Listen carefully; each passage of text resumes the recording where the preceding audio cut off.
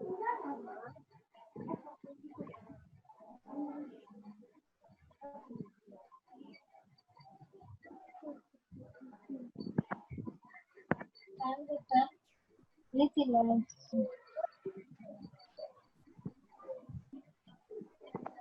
আমাদের যেটা করতেছিলাম এটা হচ্ছে আমাদের রেডিও ফ্রিকোয়েন্সি সিগন্যাল। আগে বলে রাখি যে এই অংশটুকু আমাদের এখন রেকর্ডেড হচ্ছে। রেডিও ফ্রিকোয়েন্সি সিগন্যাল কি সেটা আমরা জানি, যে আমরা যদি ওয়াইফাই চিন্তা করি অথবা আমরা যদি চিন্তা করি অপটিক্যাল ফাইবার সিগন্যাল অথবা চিন্তা করি microwave signal, optical fibre signal, যে কোনো কিছু সিগন্যাল আমরা চিন্তা করি না কেন, এই ভিতর দিয়ে যে সিগন্যাল যাচ্ছে সেটা হচ্ছে আমাদের ইলেকট্রোম্যাগনেটিক সিগন্যাল। অর্থাৎ তারের ভিতর দিয়ে যাচ্ছে ইলেকট্রোম্যাগনেটিক সিগন্যাল, বাতাসের ভিতর দিয়ে ওয়্যারলেসলি ডাটা কমিউনিকেট করতেছে ইলেকট্রোম্যাগনেটিক সিগন্যাল, অপটিক্যাল ফাইবারের ভিতর দিয়েও ইলেকট্রোম্যাগনেটিক সিগন্যাল। এই ইলেকট্রোম্যাগনেটিক সিগন্যাল এটা লাইট হতে পারে, আবার লাইট নাও হতে পারে, মানে ভিজিবল লাইট হতে পারে, আবার ইনফ্রারেড লাইট হতে পারে, আবার রেডিও ফ্রিকোয়েন্সি সিগন্যাল হতে পারে, মাইক্রোওয়েভ হতে পারে, টেরাহার্জ সিগন্যাল হতে পারে, ইত্যাদি হতে পারে। তো এই ইলেকট্রোম্যাগনেটিক স্পেকট্রামের একটা অংশ হচ্ছে রেডিও ফ্রিকোয়েন্সি সিগন্যাল, যেটা মেইনলি আমাদের মেগাহার্জ রেঞ্জে আমরা বলে থাকি। তো সেই রেডিও ফ্রিকোয়েন্সি সিগন্যালটা আমরা দেখতেছি। এই প্রপার্টির সাথে অনেক প্রপার্টি আমাদের মিলবে।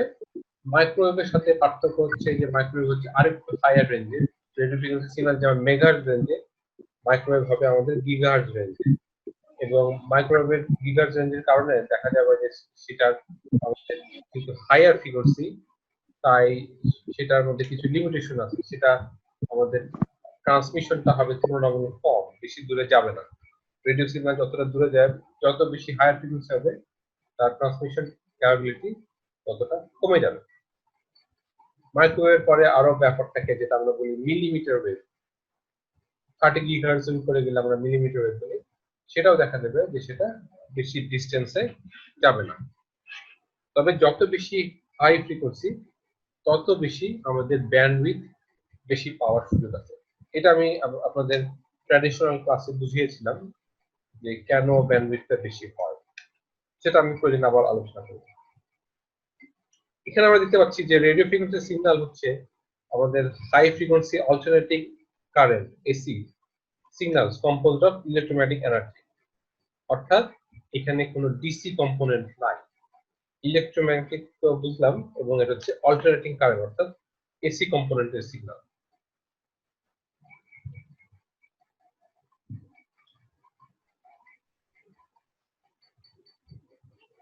এখানে কি হচ্ছে যে এই সিগন্যালটা কিভাবে ট্রান্সমিট হয়? সিগন্যাল ট্রান্সমিট হয় এভাবে যে যদি আমরা চিন্তা করি যে আমরা কোনো পানির জলাশয়ে পুকুরে যদি কোনো পাথর আমরা নিক্ষেপ করি, তাহলে দেখা যাবে যে কতগুলো ওয়েভ তৈরি হবে এবং সেই ওয়েভটা সেন্টার থেকে চারিদিকে প্রপাগেট করবে, ছড়াই পড়বে। তো অনেকটা এরকম নেচার হচ্ছে আমাদের আরএফ সিগন্যালে। অ্যান্টিনা থেকে যখন এটা ট্রান্সমিট হয় তখন এটা ওয়েভ আকারে আস্তে আস্তে ছড়াই পড়ে। আমাদের রেডিও ফ্রিকোয়েন্সি সিগন্যালের কিছু প্রপার্টি আছে, এগুলো আপনারা অলরেডি জানেন, তাও এটা আমরা আরেকবার দেখতেছি। Amplitude, frequency, wavelength, phase, polarity ইত্যাদি বিভিন্ন প্রপার্টি আছে।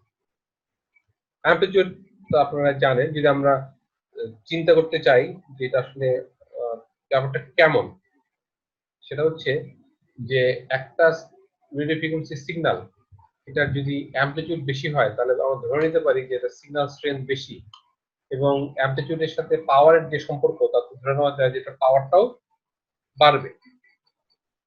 এবং এই সিগন্যালের অ্যামপ্লিটিউড যত বেশি বা পাওয়ার যত বেশি আমরা যদি বাড়াই দিই তাহলে সিগন্যালটা আরো দূরে, আরো ডিস্টেন্স কভার করতে পারবে। কারণ যখন সিগন্যাল প্রপাগেট করে তখন মিডিয়ামের ভিতর দিয়ে সিগন্যাল উইক হয়ে পড়ে, কারণ সিগন্যাল অ্যাটেনুয়েটেড হয়। সেটা বাতাসের ভিতরে হতে পারে, তারের ভিতরে হতে পারে, ইভেন অপটিক্যাল ফাইবারের ভিতরে হতে পারে। অ্যাটেনুয়েশনের মাত্রা ভ্যারি করে। কাজে আমি সিগন্যাল অ্যামপ্লিটিউড যত বেশি দিব এর যত বেশি সম্ভাবনা বাড়বে যে সিগন্যালটা রিসিভারে পৌঁছানো। আর এখানে আমরা এক্সাম্পলে যেটা দেখতেছি যে আমরা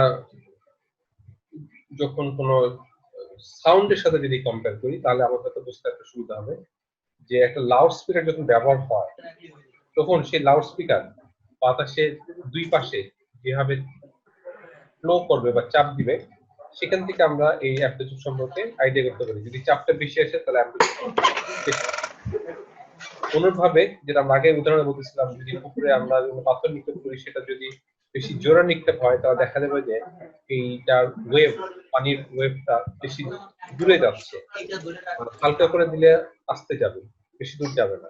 এরকম যে অ্যান্টেনা থেকে যদি আমি খুব পাওয়ার দিয়ে সিগন্যালটা ট্রান্সমিট করি তাহলে সেটা অনেক দূরে যাবে, আর যদি অল্প পাওয়ার দিয়ে দিই তাহলে সেটা বেশি দূরে যাবে না। এখান থেকে আমরা অ্যাম্পলিটিউড সম্পর্কে একটা আইডিয়া করতে পারি। অ্যাম্পলিটিউড তো আপনারা মোটামুটি বুঝলেন, আমি দ্রুত যাচ্ছি। এরপর যদি আমরা ফ্রিকোয়েন্সি চিন্তা করি তো এটা আমরা ট্র্যাডিশনালি জানি যে ডিসি আর এসি, ডিসির কোনো ফ্রিকোয়েন্সি নাই কারণ ডিসিতে কোনো পরিবর্তন নাই, এটা একই সিগন্যাল অ্যাম্পলিটিউড সবসময় সেম থাকে। আর অল্টারনেটিং কারেন্ট বা এসির ক্ষেত্রে আমার সিগন্যালের অ্যাম্পলিটিউড ভ্যারি করে, এবং আরএফ সিগন্যালের ক্ষেত্রে আমরা দেখতে পাচ্ছি যে এটা ইউজুয়ালি একটা সাইনোসয়েডাল সিগন্যাল থাকে। সাইনোসয়েডাল সিগন্যালটা আমাদের সিগন্যাল। আপনারা কাইন্ডলি মাইক্রোফোন একটু বন্ধ করুন।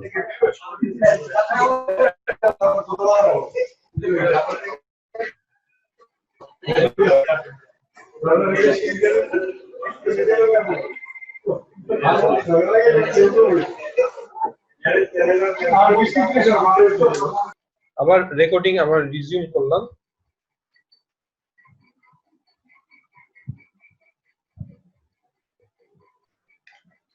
আমরা যেটা পড়তেছিলাম এসি সিগন্যাল এবং ডিসি সিগন্যাল, তো আমাদের কমিউনিকেশনে সবসময় এসি ব্যবহার করা হয়, ডিসি ব্যবহার করার কোনো সুযোগ নাই, কারণ ডিসি সিগন্যাল আমার কোনো ইনফরমেশন ক্যারি করতে পারে না।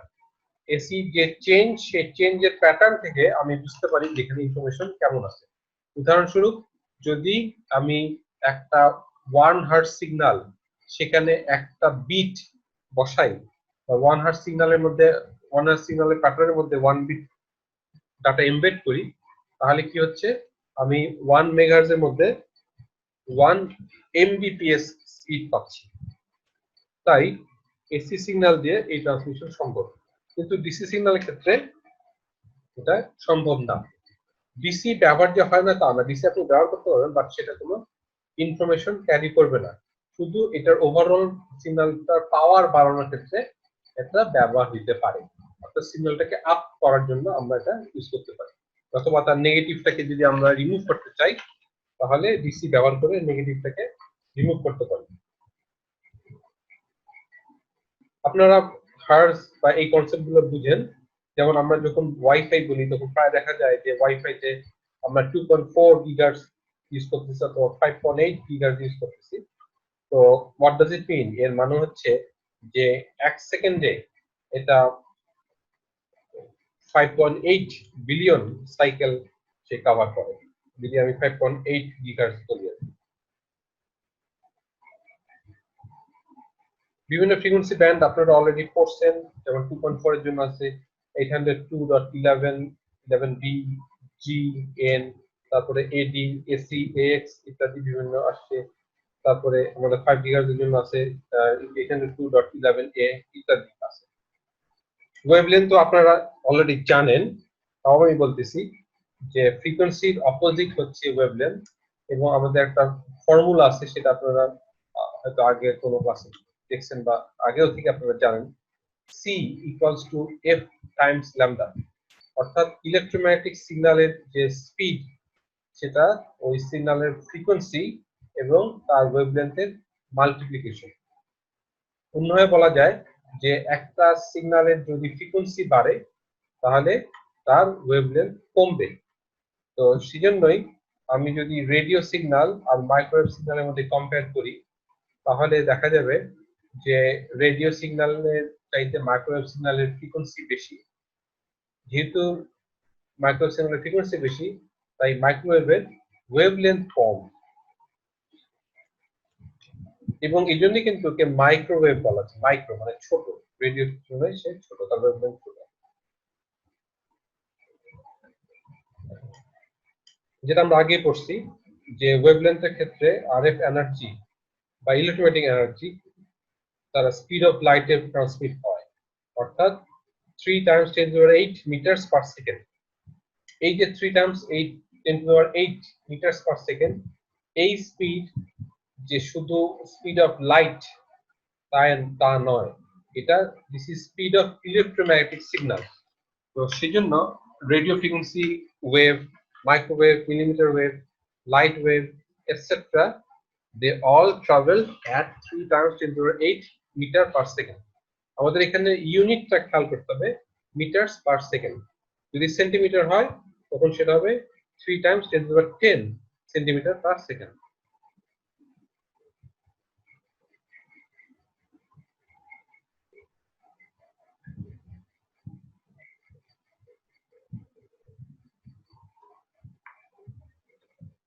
এটার যে ফর্মুলা সেটা আপনারা জানেন যে 3 × 10⁸ মিটার পার সেকেন্ড।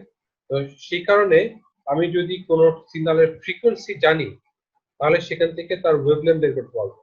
উদাহরণস্বরূপ আমাদের যদি এইভাবে একটা অঙ্ক চিন্তা করি যে আমাদের বাসায় একটা ওয়াইফাই রাউটার আছে, তো সেই ওয়াইফাই রাউটার যে ইলেকট্রোম্যাগনেটিক সিগন্যাল এমিট করে তার ফ্রিকোয়েন্সি 2.4 গিগাহার্টজ।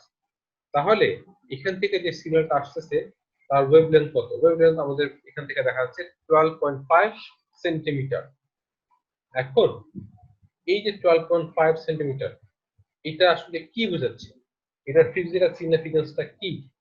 এটার সিগনিফিকেন্সটা হচ্ছে যে এইটা সিগন্যালটা যদি আমি একটা পিরিয়ড চিন্তা করি যেখানে সিগন্যালটা একটা সাইনোসয়েডাল সিগন্যাল, যেটা স্টার্টিং হলো হয়ে তারপর সিগন্যালটা আপ উপরে গেল, পিকে গেল, তারপর সেটা নিচে এসে নেগেটিভ পিকে গেল, তারপর সেটা আবার তার স্টার্টিং পয়েন্ট আসলো। এই যে যদি এক সাইকেল চিন্তা করি, এই এক সাইকেল অফ সিগন্যালের যে একটা সাইকেল, সেটাকে যদি আমরা দেখতে পেতাম বা এটাকে যদি মেজার করতে পারতাম তাহলে সেটা আসতো 12.5 সেন্টিমিটার। অর্থাৎ এক সাইকেলে এই সিগন্যালটা যতটুকু দূরত্ব কভার করে সেটা হচ্ছে তার ওয়েভলেন্থ। আর আমরা কি দেখলাম যে এটা থেকে ফ্রিকোয়েন্সি কি সম্পর্ক পাচ্ছি? ফ্রিকোয়েন্সি হচ্ছে যে সে 2.4 গিগাহার্টজ, অর্থাৎ এক সেকেন্ডে সে 2.4 গিগা সাইকেলস পাচ্ছে। অর্থাৎ এক সেকেন্ডে সে 2.4 টাইমস 10⁹ এই সংখ্যক বার তার সাইকেল কমপ্লিট করে, তার পিরিয়ড কমপ্লিট করে। তাই এক সেকেন্ডে যেহেতু 2.4 টাইমস 10⁹ সাইকেল আছে, আর প্রতি সাইকেলে যেহেতু 12.5 সেন্টিমিটার দূরত্ব কভার করার সুযোগ আছে, তাহলে এক সেকেন্ডে কত সেন্টিমিটার গেল সেই হিসাব থেকে আমরা উল্টা আবার পেয়ে যাই 3 × 10⁻10 সেন্টিমিটার, অর্থাৎ 3 × 10⁸ মিটার পার সেকেন্ড হচ্ছে তার বেগ। সেটা নির্ভর করতেছে ওই অ্যান্টেনার যে রেজোন্যান্স ফ্রিকোয়েন্সি এবং সিগন্যালের যে ওয়েভলেন্থ তার সাথে সম্পর্ক রেখে। অর্থাৎ আমাদের যদি সিগন্যালের ওয়েভলেন্থ ধরলাম হচ্ছে 10 সেন্টিমিটার, আর অ্যান্টেনার যে সাইজ সেটা যদি হয় উদাহরণস্বরূপ 1 সেন্টিমিটার, তাহলে কিন্তু সেটা আসলে হবে না। ওয়েভলেন্থের সাথে অ্যান্টেনার সাইজের একটা সম্পর্ক আছে। এই জন্যই আমরা যেটা আগে বলছি যে ফর এক্সাম্পল ক্ষেত্র বিশেষে λ/4, কোনো কোনো অ্যান্টেনার ক্ষেত্রে λ/4, কোনো কোনো অ্যান্টেনার ক্ষেত্রে λ/2, এই ফর্মুলা কার্যকর। অর্থাৎ আমি যদি λ/4 এর কথা বলি তাহলে কি দাঁড়াচ্ছে যে একটা অ্যান্টেনার লেন্থ যদি হয় 10 সেন্টিমিটার, তাহলে সে আসলে বলা যেতে পারে 40 সেন্টিমিটারের সিগন্যাল, 40 সিগন্যাল ওয়েভলেন্থ সিগন্যাল, সেটা সে ভালো ট্রান্সমিট করবে বা এটা তার জন্য রেজোন্যান্স ফ্রিকোয়েন্সি হিসেবে কাজ করবে। তো এই ওয়েভলেন্থের গুরুত্বটা আমরা এখানে বুঝলাম। অন্যভাবে আরেকটা বিষয় আসতেছে আরএফ সিগন্যালের ক্ষেত্রে, সেটা হচ্ছে ফেজ। এই ফেজটা আমরা জানি যে দুটো সিগন্যাল মধ্যে যে রিলেশনশিপ সেটা আমরা এই ফেজ থেকে বুঝতে পারি, এবং ফেজটা আমরা সাধারণত মেজার করি ডিগ্রিতে। তো যদি এমন হয় যে দুটো সিগন্যাল তারা পারফেক্টলি অ্যালাইন, অর্থাৎ তারা স্টার্ট করতেছে একই সময়, তারপর তারা তাদের পিক মানে চূড়ায় পৌঁছাচ্ছে একই সময়, আবার তাদের শেষও হচ্ছে একই সময়, তাহলে আমরা বলতে পারি যে দে আর কমপ্লিটলি ইন ফেজ, বা তাদের ফেজ ডিফারেন্স ইজ 0 ডিগ্রি। আর যদি তারা একে অপরের অপোজিটে থাকে, যে একজন যখন হাইয়েস্ট ভ্যালু অ্যাচিভ করতেছে আর একটা সিগন্যাল তার লোয়েস্ট ভ্যালু অ্যাচিভ করতেছে, তখন কি হবে, এটাকে বলতে পারবো যে দে আর ইন 180 ডিগ্রি ফেজ, অথবা দে আর কমপ্লিটলি আউট অফ ফেজ। তো এই যে ফেজের বিষয়গুলো, এই বিষয়টা কি আসতেছে, যে এটা মানে হচ্ছে যে আমাদের একটা সিগন্যাল যদি আমি ট্রান্সমিট করি, ধরলাম যে আমি একটা সিগন্যাল ট্রান্সমিট করতেছি, সেটা চারিদিকে ছড়াই পড়লো, স্প্রেড হয়ে গেল। রিসিভ হওয়ার সময় সেই সিগন্যাল যদি ইন ফেজ রিসিভ হয়, তাহলে কি হবে, এটা কনস্ট্রাকটিভলি অ্যাড হবে। যদি সিগন্যালগুলো আউট অফ ফেজ রিসিভ হয়, তাহলে তার ফেজ অ্যাঙ্গেলের সাথে সেটার সম্পর্ক থাকবে। অর্থাৎ তিনটা সিগন্যাল আমি যদি অ্যাড করি, যদি তিনটা সেম ফেজে থাকে, তাহলে তিনটা সিগন্যাল স্ট্রেংথ 3 গুণ হয়ে যাচ্ছে। কিন্তু যদি এমন হয় যে তিনটা সিগন্যালের হাইয়েস্ট টেম্পারেচার সেম, কিন্তু দুটো সিগন্যাল একটা অপরের কমপ্লিটলি আউট অফ ফেজ, আর তৃতীয় সিগন্যালটা মাঝামাঝি কিছু, তাহলে কি হবে, ওই আউট অফ ফেজ দুটো সিগন্যাল তারা একে অপরকে নালিফাই করে দিবে, আউটপুট হবে 0। তাহলে থার্ড সিগন্যালের যে ভ্যালু সেটাই থেকে যাবে। তাদের সিগন্যালের ফেজ একটা গুরুত্বপূর্ণ অংশ। অনুরূপভাবে পোলারাইজেশন, সেটাও আমাদের সিগন্যালের জন্য ক্ষেত্র বিশেষে কাজ করবে, এবং এই পোলারাইজেশনটা আমাদের অ্যান্টিনা ডিজাইনের সময় এটার একটা গুরুত্ব আছে। যেমন আমরা দেখতেছি, যে আমরা বলতেছি যে ইলেকট্রোম্যাগনেটিক সিগন্যাল, তো অনুরূপভাবে যে আমাদের একটা টার্ম চলে আসছে ইলেকট্রোম্যাগনেটিক ফিল্ড, যে আমরা যখন একটা সিগন্যাল বলি সেটা একটা ইলেকট্রিক সিগন্যাল, তো সেখানে কিন্তু আবার একটা ম্যাগনেটিক কম্পোনেন্ট থাকে। তো ইলেকট্রিক আর ম্যাগনেটিক এই দুটো কম্পোনেন্ট মিলেই আমাদের এই দুটো ফিল্ড মিলেই আসলে রেডিও জেনারেট হয়। তো সেটাকে আমরা বলি ইলেকট্রোম্যাগনেটিক সিগন্যাল, বা এটা থেকে যেটা হচ্ছে সেটা হচ্ছে ইলেকট্রোম্যাগনেটিক ফিল্ড। আর যখন আমরা সিগন্যালটা এভাবে টু এন্ড ফ্রো মুভ করে, তখন আমরা সেটা বলতেছি অসিলেশন। এই ইলেকট্রিক আর ম্যাগনেটিক এই কনসেপ্ট কিন্তু আমরা অনেকটা পাওয়ার সিস্টেমেও দেখছি। যদি আপনারা হয়তো ভুলে যেতে থাকেন যে what is electric field, what is magnetic field, আপনারা হয়তো যদি কনফিউজ থাকেন, তাহলে আপনারা যদি খেয়াল করেন যে আমরা যখন পাওয়ার লাইন নিয়ে পড়াশোনা করছি জেনারেটরের ক্ষেত্রে বা মোটরের ক্ষেত্রে, তখন কি হচ্ছে, তখন যেটা হচ্ছে যে আমরা অনেক সময় দুটো ম্যাগনেটের মাঝখানে একটা কয়েল রাখি। তারপর কি হয়, যে ওই ম্যাগনেটটার ভিতরে যখন কয়েল রাখি, তখন কিন্তু ওই ম্যাগনেটের কারণে একটা ম্যাগনেটিক ফিল্ড আছে। তো এরপর যখন আমরা এখানে একটা ইলেকট্রিক এই কয়েলের ভিতর দিয়ে যখন আমরা কারেন্ট পাস করতেছি, তখন সেখানেও আর একটা ডিসি ফিল্ড, তখনও সেখানেও একটা ফিল্ড তৈরি হচ্ছে। এই ফিল্ড আর ওই ফিল্ড যখন একে অপরকে তারা ইফেক্ট ফেলতেছে, তখন দেখা যাচ্ছে যে আমার সিগন্যাল যে কয়েলটা সেটা আবার মুভ করতেছে। আবার অন্যভাবে বলা যায় যে যদি এমন হয় যে এই দুটো ম্যাগনেটের মাঝখানে একটা কয়েল রাখা হচ্ছে, সেই ম্যাগনেটিক ফিল্ড তৈরি হয়েছে, এই অবস্থায় যদি আমি কয়েলটাকে মুভ করাতে পারি ওই ম্যাগনেটিক ফিল্ডের ভিতরে, তখন কি হবে, তখন আবার আমাদের ইলেকট্রিসিটি জেনারেট হবে। এই যে কনসেপ্ট গুলো ম্যাগনেটিক ফিল্ড, ইলেকট্রিক ফিল্ড, সেগুলো আমরা হয়তো আগে পড়াশোনা করছি। আচ্ছা, তো এখানে আমাদের অ্যান্টেনা ডিজাইন, আমরা অ্যান্টেনা ডিজাইন আমাদের লক্ষ্য না, কিন্তু আমাদের জাস্ট একটু জানা যে আমরা যেহেতু মোবাইলের ওয়্যারলেস করতেছি, সেখানে অ্যান্টেনাতে সিগন্যাল যাচ্ছে, তো সেই অ্যান্টেনা সম্পর্কে মিনিমাম একটু আইডিয়া থাকা, যে অ্যান্টেনাতে আপনারা দেখবেন যে বলা হচ্ছে যে অ্যান্টেনার রেজোন্যান্স ফ্রিকোয়েন্সি বলে একটা টার্ম আসে। আবার দেখবেন যে বলা হবে যে অ্যান্টেনার পোলারাইজেশন বলে একটা টার্ম আছে, এটা তো আমরা একটা আইডিয়া পাই যে পোলারাইজেশনটা কি, রেজোন্যান্সটা কি, তো সেটা একটু দেখা। আর যেটা হচ্ছে যেমন এখানে আরো কিছু টার্ম আসছে, ই প্লেন, এইচ প্লেন। তো অ্যান্টিনার যে এলিমেন্ট, সেই অ্যান্টিনা এলিমেন্টের সাথে যেটা মোটামুটি প্যারালাল থাকে সেটা হচ্ছে ই প্লেন, আর যেটা পারপেন্ডিকুলার থাকে সেটা হচ্ছে আমাদের এইচ প্লেন। তো এরপর যেটা আসতেছে যে আমাদের এই রেডিও ফ্রিকোয়েন্সি সিগন্যাল, সেটা যখন আমি ট্রান্সমিট করতেছি তখন কি হবে যে এই সিগন্যালটা আসলে স্ট্রেংথ বৃদ্ধি করার একটা ব্যাপার থাকে। এখন অ্যান্টিনা গেইন যখন বলি সেটা আবার একটা অন্যরকম জিনিস, যে আমি অ্যান্টিনা গেইন বলতে আসলে কি বুঝি। আবার অ্যাম্পলিফিকেশন সেটা আরেকটা জিনিস। তো নর্মালি আমি যদি বলি যে একটা সিগন্যালের অ্যাম্পলিটিউড ছিল উদাহরণস্বরূপ 5 ভোল্ট, এটা হয়ে গেছে 10 ভোল্ট, তাহলে বলতে পারি গেইন হচ্ছে 2। বা অন্যভাবে বলতে পারি যদি এটা সিগন্যালের ওয়াটেজ ছিল 1 ওয়াট, এটা এখন 2 ওয়াট হলো, তাহলে আমি বলতে পারি যে এটা গেইন হচ্ছে 2 সামথিং, এভাবে আমি বলতে পারি। আমরা নর্মালি অ্যাম্পলিটিউডের মাধ্যমে এটা চিন্তা করতে পারি। তো এই যে গেইন আর অ্যাম্পলিফিকেশন, অ্যাম্পলিফিকেশন বলতে আমরা বুঝাই যখন একটা সিগন্যালকে আমি যখন অ্যাম্পলিফাই করতেছি, এক্সট্রা একটা পাওয়ার দিয়ে অ্যাম্পলিফাই করতেছি।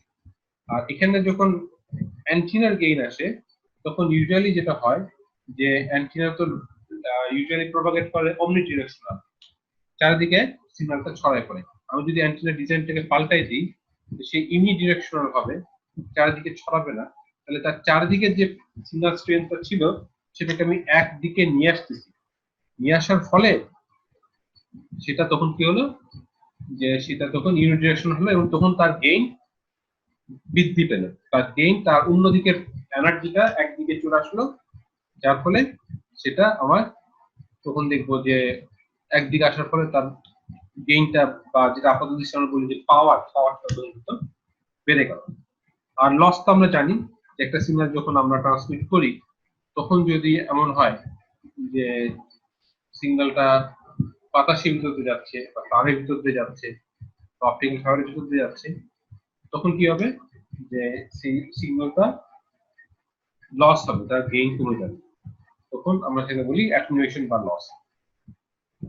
এগুলো সিম্পল জিনিস, এগুলো আমরা পরে আবার ডিটেল দেখবো। রিফ্লেকশন, রিফ্রাকশন এগুলো আপনারা জানেন যে যখন একটা সিগন্যাল কোথাও বাধা পায় তখন সেই সিগন্যালটা কি হচ্ছে যে সেখান থেকে তার কিছু অ্যাবজর্পশন হতে পারে, কিন্তু রিফ্লেকশন হচ্ছে সেই জিনিস যখন সেই সিগন্যালটা ওখান থেকে রিফ্লেক্টেড হয়, মানে ব্যাক করে আবার তার আগের জায়গায় ফিরে আসে। তার মানে সে একটা মিডিয়ামে ঢোকার চেষ্টা করতেছিল কিন্তু সেই মিডিয়ামে সে অনেকটা বাধাপ্রাপ্ত হয়ে সে যদি আবার আগের মিডিয়ামে ফিরে আসে, সেটা হচ্ছে রিফ্লেকশন। আবার এই যে রিফ্লেক্টেড হইতে যে যদি কোনো সিগন্যালের স্ট্রেংথ কমে যায় তখন সেটা হচ্ছে তার সিগন্যালের লস, অর্থাৎ স্ট্রাইক করতে যে তার যদি সিগন্যাল লস হয়। আর রিফ্লেকশন হওয়া ছাড়াও যদি সিগন্যালের কিছু অংশ নতুন মিডিয়ামের ভিতরে যায় তখন সেটা হচ্ছে তার রিফ্রাকশন। আমরা বাংলায় হয়তো পড়ে আসছি যে রিফ্লেকশন হচ্ছে প্রতিফলন, রিফ্রাকশন হচ্ছে প্রতিসরণ, এগুলো আপনারা মোটামুটি জানেন। এবং সাধারণত এটা রিফ্লেকশন হয় যদি দুটো সিগন্যালের ডেনসিটি এটা যদি আলাদা হয় তখন সেটা হতে পারে। আর ডিফ্রাকশন হচ্ছে আরেকটা জিনিস, তো সেটা বলার আগে আমরা আমরা আপনাদের কাছ থেকে আবার একটু মতামত নিই। আমি তার আগে একটা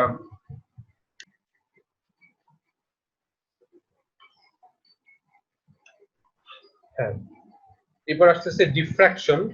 ডিফ্রাকশন হচ্ছে যখন আমাদের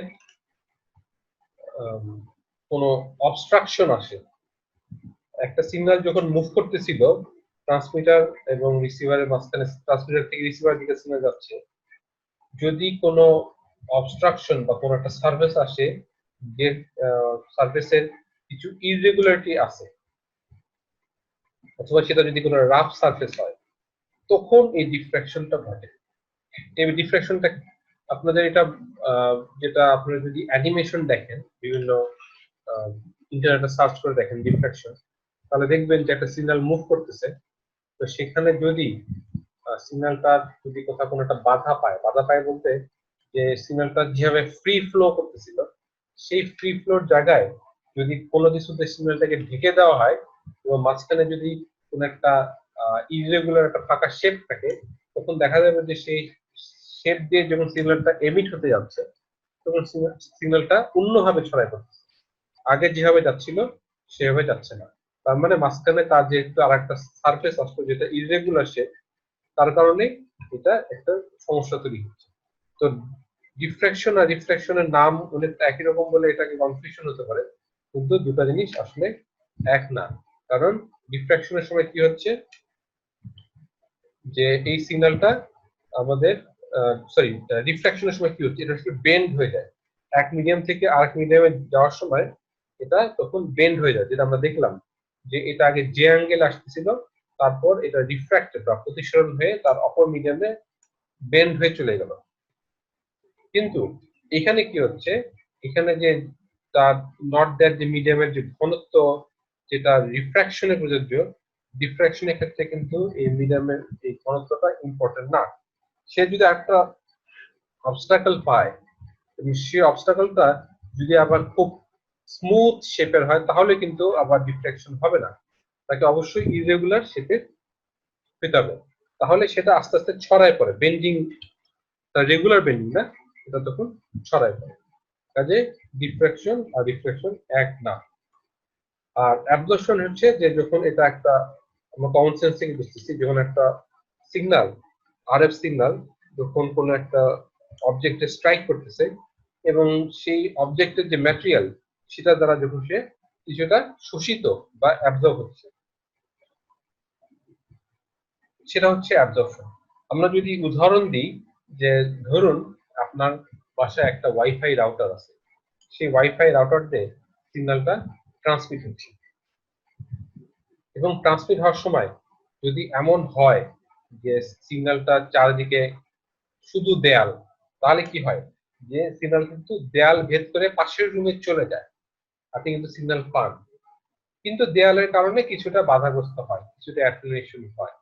কিন্তু এটা যদি ব্রিক ওয়াল না হয়ে এটা যদি আপনার লোহার ওয়াল হয়, আয়রন ওয়াল হয়, তাহলে কি হবে, এই সিগন্যালটা আসলে এই যে লোহার আয়রন যে ইন্টারফেস সেখানে সে ব্যাপকভাবে শোষিত হবে, শোষিত হয়ে দেখা যাবে যে সে পাশের রুমে আর ততটা স্ট্রেংথ নিয়ে যেতে পারবে না। কাজেই অ্যাবজর্পশনটা নির্ভর করতেছে বিভিন্ন ম্যাটেরিয়ালের উপরে। ব্রিক হলে অ্যাবজর্পশন কম, আয়রন বা এরকম লোহার হলে তখন দেখা যাবে যে অ্যাবজর্পশনটা বেশি।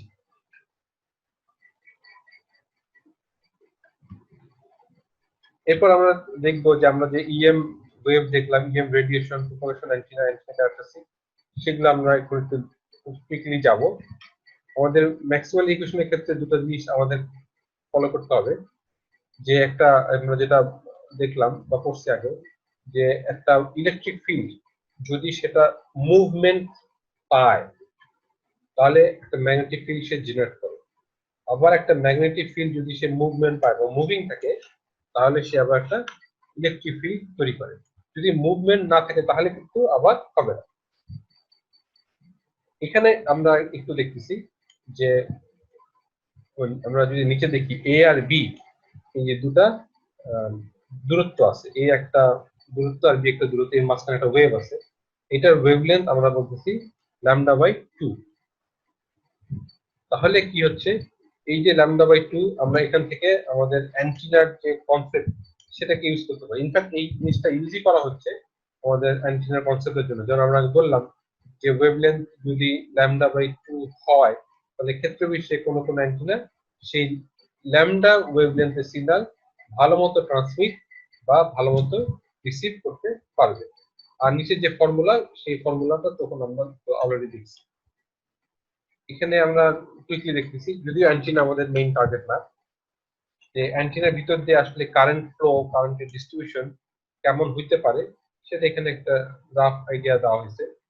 যে আমরা দেখতেছি যে এ আর বি, এখানে আমাদের কারেন্টের ডিস্ট্রিবিউশন আস্তে আস্তে এ আর বি তে কিন্তু কারেন্টটা কম, কিন্তু মাঝখানে কিন্তু আবার বেশি কারেন্ট আসছে এ থেকে বি তে, যদি যাই পিক হচ্ছে তার ঠিক মাঝখানে। আর যদি আমরা ভোল্টেজ দেখি তাহলে কি হবে, আমরা দেখতে পাচ্ছি যে ওয়ান সাইডে হচ্ছে পজিটিভ, ওয়ান সাইডে নেগেটিভ, অর্থাৎ এখানে ভোল্টেজ ডিফারেন্স আছে। ইনফ্যাক্ট এই ভোল্টেজ ডিফারেন্স আছে বলেই কিন্তু কারেন্ট ফ্লো হয়। যদি ভোল্টেজের ডিফারেন্স না থাকতো তাহলে কিন্তু কারেন্ট ফ্লো হতো না। যেমন আমরা এখানে দেখতে পাচ্ছি যে আমাদের এখানে বি থেকে এর দিকে আমাদের কারেন্টের ফ্লো দেখানো হয়েছে। তো এটা হচ্ছে কারেন্টের ফ্লো, বাট ইলেকট্রনের ফ্লোটা কিন্তু আবার এরকম না। ইলেকট্রনের ফ্লো হচ্ছে আমরা যে কারেন্টের যে ফ্লো দেখি তার অপোজিট। সেটা আপনারা অলরেডি জানেন যে আমরা যখন কোনো জায়গায় যদি আমরা ডায়োড চিন্তা করি বা যে কোনো পিএন জাংশন চিন্তা করি, যে ওয়ান সাইডে আছে পজিটিভ চার্জ, আরেক সাইডে আছে নেগেটিভ চার্জ, তাহলে কি হয় যে পজিটিভ থেকে আমরা তখন বলি যে কারেন্ট নেগেটিভ দিকে যাচ্ছে, ব্যাটারির ক্ষেত্রেও দিই। কিন্তু বাস্তবে কারেন্ট যাচ্ছে কিন্তু ইলেকট্রনটা কিন্তু আবার উল্টা সাইডে যায়, কিন্তু আমরা ইলেকট্রনের ফ্লোটা কিন্তু কারেন্ট হিসেবে দেখাই না। অপোজিট অফ ইলেকট্রন সেটাকেই কারেন্টের ফ্লো হিসাবে আমরা দেখাই। তো যাই হোক, এটা হচ্ছে আমাদের কারেন্টের যে বেসিক রুলস, সেটাও এখানে আমাদের এই অ্যান্টেনার ক্ষেত্রে আমরা এটা ইউজ করতে পারি। যেমন এখানে যে ডাইপোল অ্যান্টেনা দেখানো হচ্ছে যে দুইটা ওয়্যার, তো সেই দুটো ওয়্যারের প্রত্যেকটা লেন্থ হচ্ছে λ/4, তাই দুটো যোগ করলে হচ্ছে আমাদের λ/2। তো একটা ডাইপোল অ্যান্টেনা এভাবে λ/4 λ/4 দুইটা পোল, দুটাকে আমরা যোগ করে এই λ/2 নিতে পারি। দুই পাশে যেহেতু বিভব পার্থক্য বা ভোল্টেজ ডিফারেন্স থাকা হয়, তখন সেটা কারেন্ট ফ্লো হয় এবং কারেন্টটা ম্যাক্সিমামটা হচ্ছে দুটার মাঝখানে। ওকে, আমি আবার রেকর্ড বন্ধ করলাম।